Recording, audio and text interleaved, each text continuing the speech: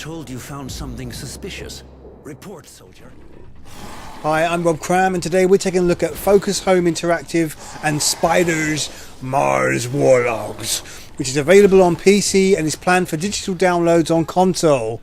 The game pits you as a tough-as-nails character, Roy Temperance, as he adopts the role of good guy, righting the wrongs of a prison camp for soldiers.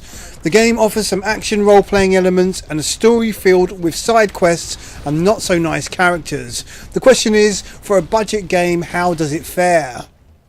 Mars Warlogs begins in the dark recesses of a prison, except the opening focuses in on noob character Innocence, who is about to be gang raped by some of the inmates of the jail.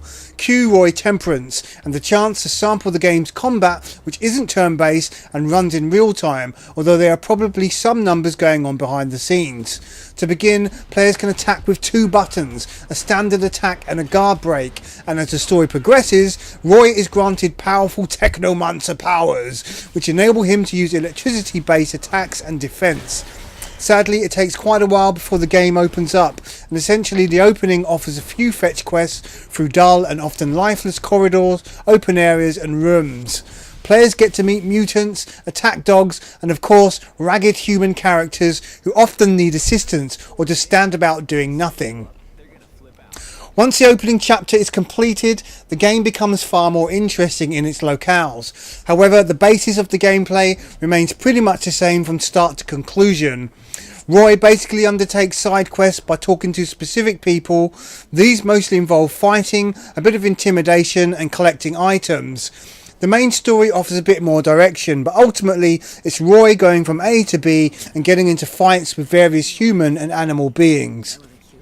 Players can spend an age searching through crates and bits of debris to find junk items that can be used to upgrade Roy's armour and weapons. Although using the game's currency of serum, players can purchase gear and junk from merchants. For those who are thorough enough and search the bodies of the fallen, will find all they need anyway, including new weapons and armour. There's not really a lot of choice here, with only a handful of weapons and armour to equip, but the customization does a bit of variety to their stats to suit particular playstyles. Roy can also customise his skills each time he levels up, and here the choices can range from stealth, combat and technomancer skills. Again, there's really not much variety, and to be honest, the stealth is negated when enemies are alerted once a strike is initiated. It would have been great to be able to pick off enemies without breaking cover. The Technomancer skills are also limited, with very few actual offensive capabilities.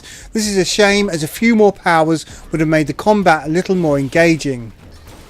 Mars Warlogs looks fairly solid, but it's obvious it's a low budget game, as the world does look very similar as one moves from one area to the next. Character models are reused, and although there's some reasonable detail, the animations and general lack of atmosphere let the game down. Roy's sprint animation, for example, is laughable.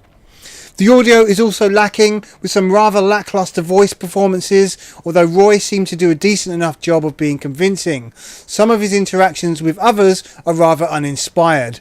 That said, the rest of the ambient sound and effects are functional, and perhaps with a bigger budget could have been a little more flamboyant. In terms of what's available, it simply does what is required and nothing more. Mars Warlogs from start to finish will take around 9 to 10 hours, which is probably about the right length, although there's probably a lot more to see and do if one opts to take an evil or good path and complete every side quest on offer. There are a number of choices players have to make which affect the story, and at one point a major choice has to be made which changes the outcome of the adventure. No spoilers here. Effectively, a save can be made prior to this point and reloaded once the game is bested. There is replay value with several difficulties to mess around with, but in all honesty, the game is perhaps lacking to warrant multiple plays.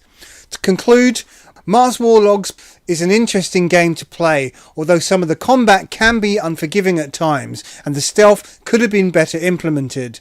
If you can ignore that, and the poor voice acting and rather samey orange and brown graphics, then you'll find a neat game to play that's made especially sweet with its low price point. Whilst the game isn't the next Mass Effect, there's some cool ideas here that are worthy of your time, if you're a fan of science fiction adventuring. Mars Warlogs scores a low budget 7 out of 10. I'm Rob Cram, thanks for watching.